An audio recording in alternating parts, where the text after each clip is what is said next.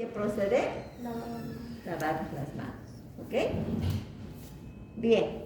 Ahora voy a poner unos ejemplos.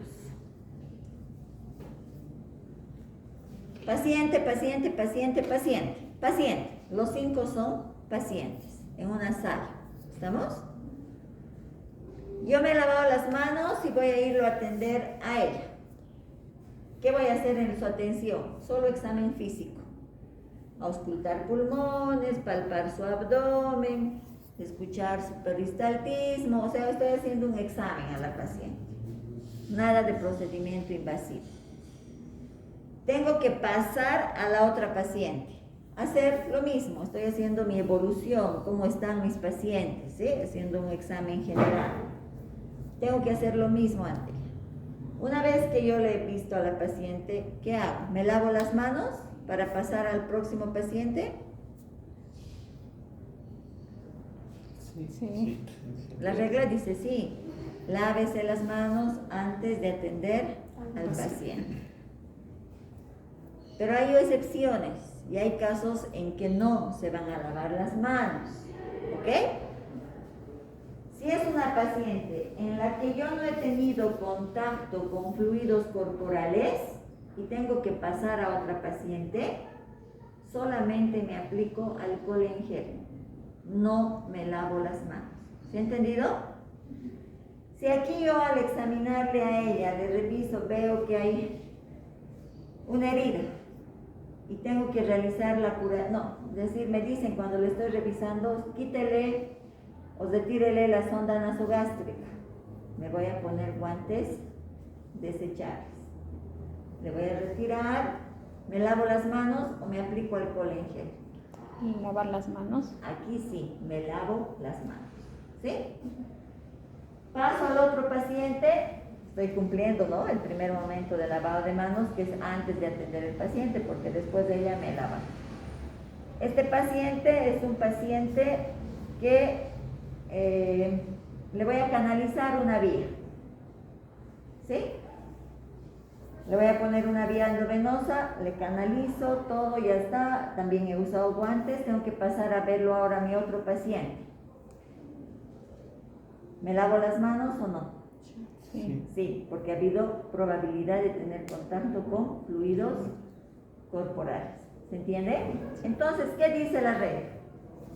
Mientras yo examine a pacientes, pueden ser 5 como mínimo, digo como máximo, donde no he tenido la probabilidad de haber tenido contacto con fluidos corporales, me puedo aplicar alcohol en gel por 5 veces. Otro ejemplo, examen físico, examen físico, examen físico, examen físico, examen físico. Para atenderlos a todos, solo alcohol en gel. Por 5 veces puedo hacer. ¿Se entiende? ¿Estamos? Qué bueno. Ahora, de todos estos pacientes también se puede usar un criterio. Me he lavado las manos y entro a la sala. Veo examen físico, herida contaminada, que tengo que curar una úlcera que tiene mi abuelita aquí en la zona del sacro.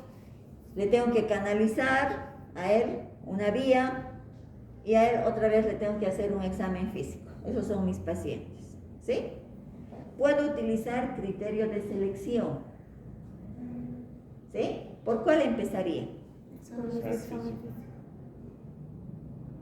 ¿Sí?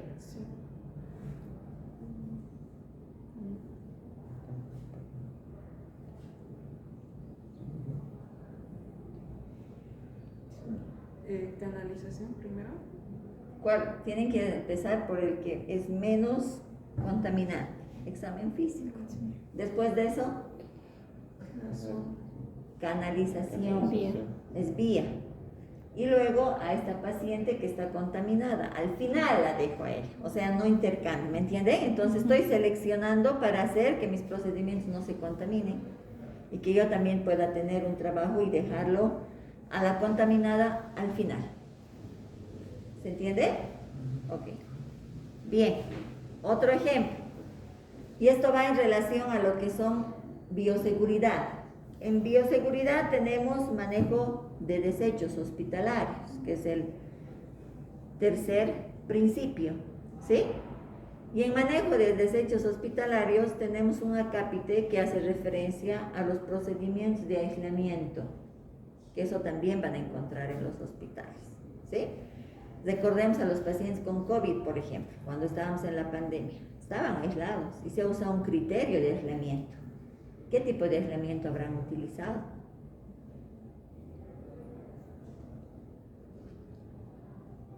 ¿Alguien sabe? Uno me puede decir aislamiento respiratorio, de vía aérea. Sí, pero ¿cómo es? ¿Y cómo se ha usado? ¿En qué términos? ¿Se entiende?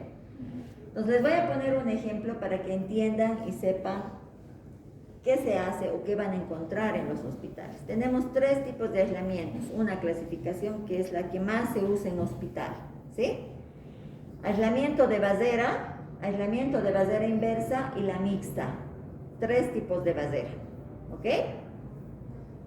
El aislamiento de basera es cuando yo sé que esa persona a la que yo le voy a aislar es una persona altamente contagiosa y que yo no quiero que su enfermedad se disemine hacia el resto. ¿Se entiende? Queremos que solo se quede en esa habitación. El otro aislamiento de basera inversa es cuando yo como personal o como toda la gente que lo va a atender a ese paciente, vamos a cuidar de no llevar más bien materiales contaminados, microorganismos de otras zonas para contagiarlo al paciente. Es decir, quiero protegerlo al paciente que yo lo estoy teniendo en aislamiento. ¿Por qué? Porque él no está con ningún tipo de infección. Más al contrario, está en riesgo. ¿Estamos?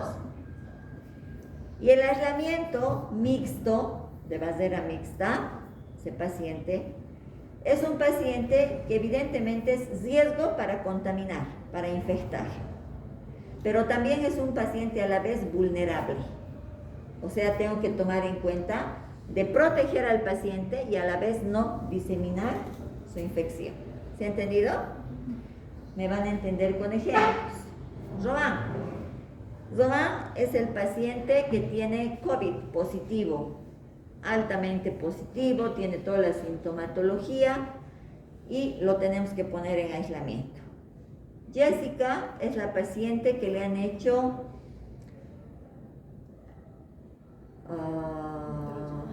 trasplante, puede ser un trasplante, ¿sí? De riñón, ¿sí? Está en su primer día de posoperatorio, ¿ok?